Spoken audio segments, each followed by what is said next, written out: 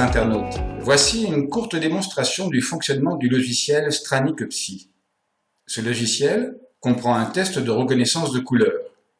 C'est ce test qui va permettre d'analyser comment le consultant perçoit le monde extérieur et comment il interagit avec lui.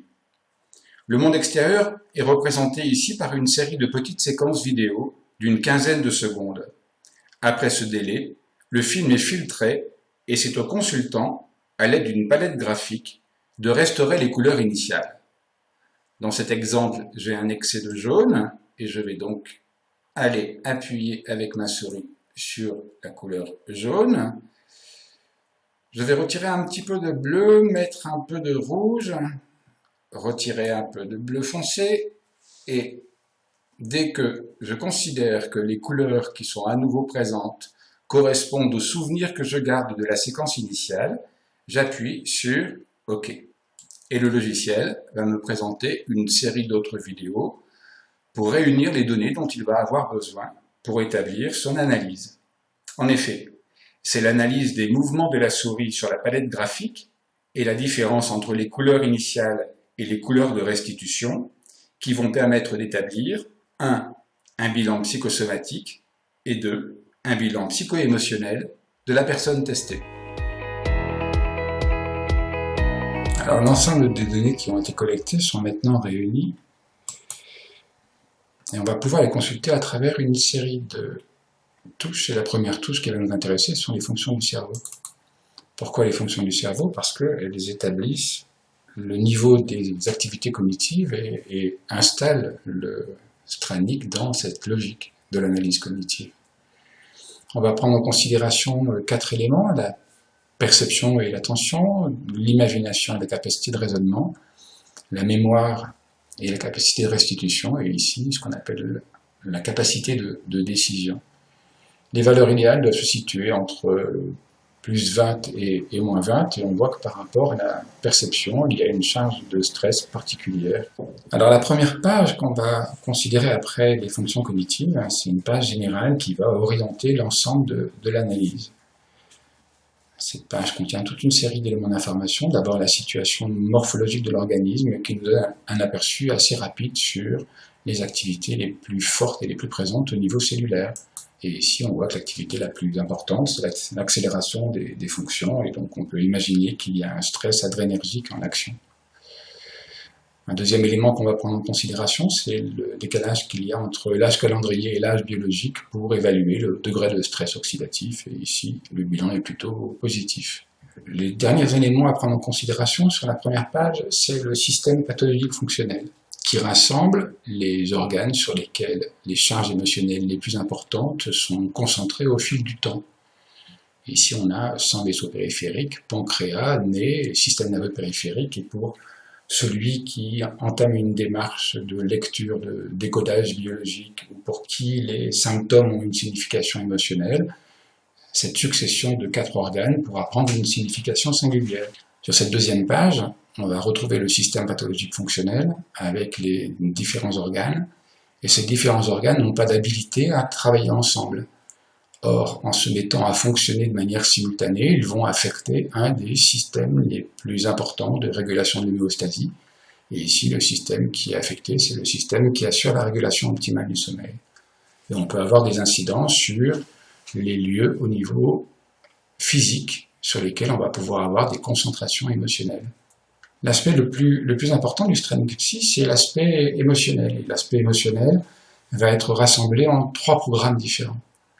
Le premier programme, bilan émotionnel, rassemble 23 éléments qui sont des éléments psychosomatiques, un langage constitué à chaque fois d'un organe et d'une émotion, qui s'établit sur 3 lignes.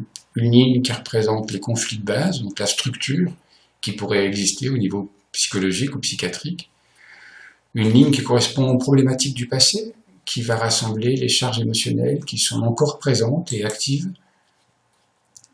Dans le cas présent, on voit un conflit en rapport avec un sentiment de plénitude.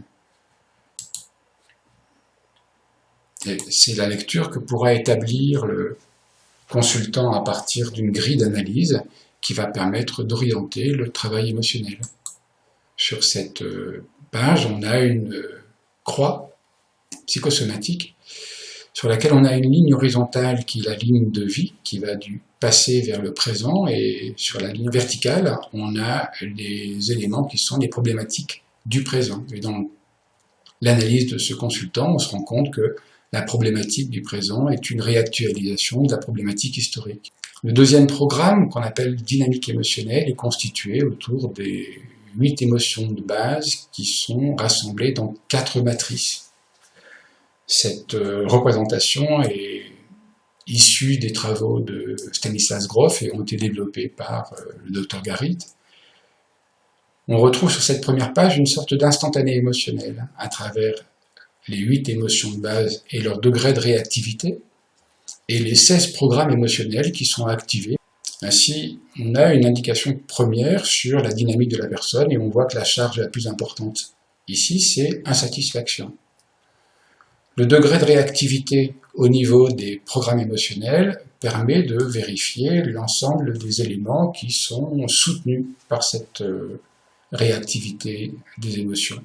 Ici, on peut considérer que l'élément qui va être le plus important, c'est un élément d'adaptation-désadaptation par rapport au stress. Et la personne qui a consulté est en situation d'équilibre fragile à ce niveau-là. On peut aussi identifier qu'il y a des éléments en rapport avec le passé qui ne sont pas intégrés, un sentiment de ne pas être dans l'amabilité.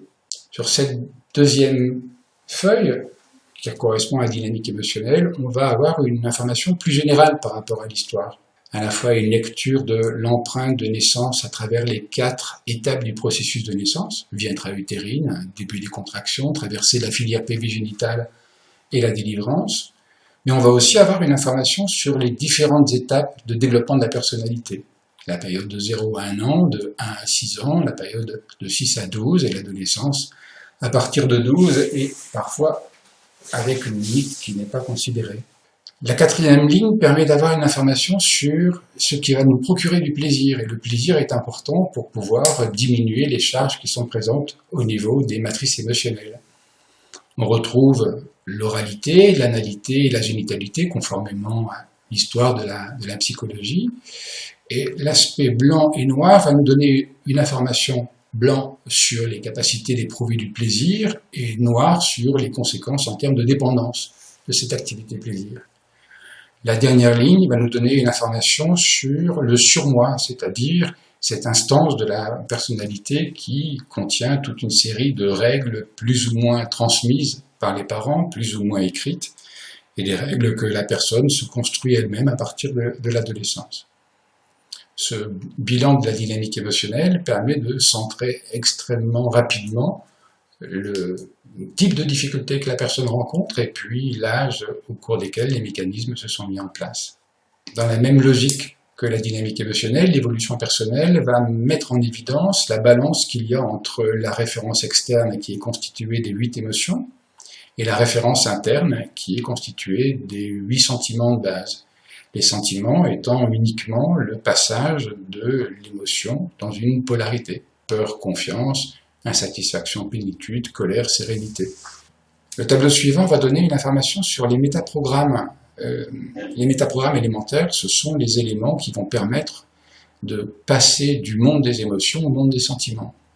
Il y a 3 métaprogrammes, ici maintenant, libre et responsable et acceptation, bienveillance.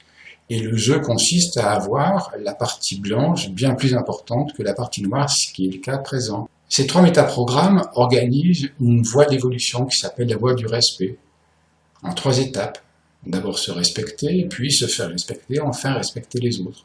L'enjeu est le même, il s'agit de parvenir à développer un rectangle blanc qui correspond à l'activité positive, supérieure au rectangle noir. Dans chaque métaprogramme, on va avoir une manière de décliner où ici maintenant on va être en rapport avec le respect de soi.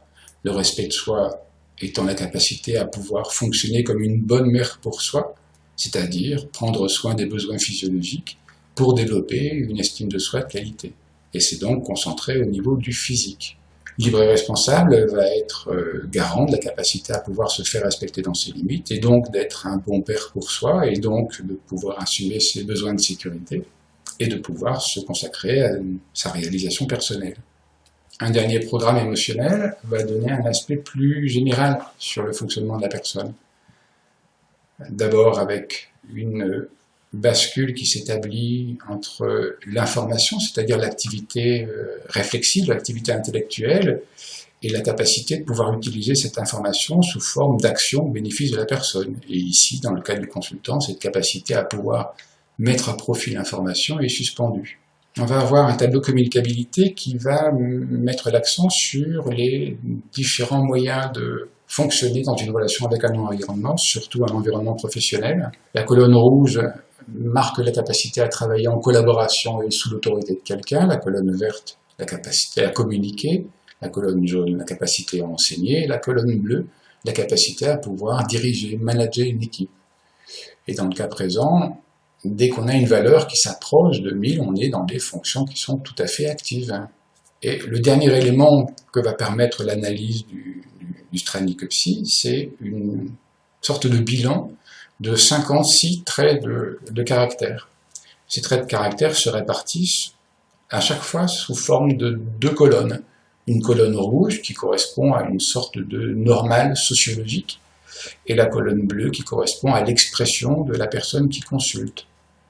Par exemple, on pourrait considérer que par rapport à la notion de maladie, le consultant n'est pas extrêmement anxieux. Par contre, dans la logique de confiance en soi, par rapport à une moyenne sociologique, la capacité est particulièrement développée. On va pouvoir comme ça jeter un aperçu sur l'ensemble des traits et vérifier s'il y a un de ces traits qui va donner une information particulière au consultant en fonction de la demande qu'il a établie initialement. Et l'ensemble de ces éléments, de ces 58 traits de caractère, viennent ainsi conclure le bilan psycho-émotionnel qui a pu être établi. Alors il y a bien sûr beaucoup trop d'informations pour que une séance permette de faire le bilan général, et c'est pour ça que chaque séance va être conditionnée directement par la demande ou la souffrance que le consultant va amener au début de la consultation. Après la réalisation de cette analyse, il y aura la possibilité de choisir avec le thérapeute le type de thérapie ou d'éléments qu'on va pouvoir apporter pour corriger les éléments qui ont été définis. Et le logiciel va permettre en particulier de faire un programme de correction sous forme de stimulation visuelle. Il va de soi que la correction qui va être apportée ne va pas être imposée par le thérapeute, mais va correspondre à un choix qui va être établi avec la personne qui consulte. Cette capacité de programmation va pouvoir se faire sur toute une série de terrains. Pour plus d'informations, ou si vous avez d'autres questions en ce qui concerne le Stranick-Psi, n'hésitez pas à nous contacter ou à visiter le site www.stranick-psi.fr.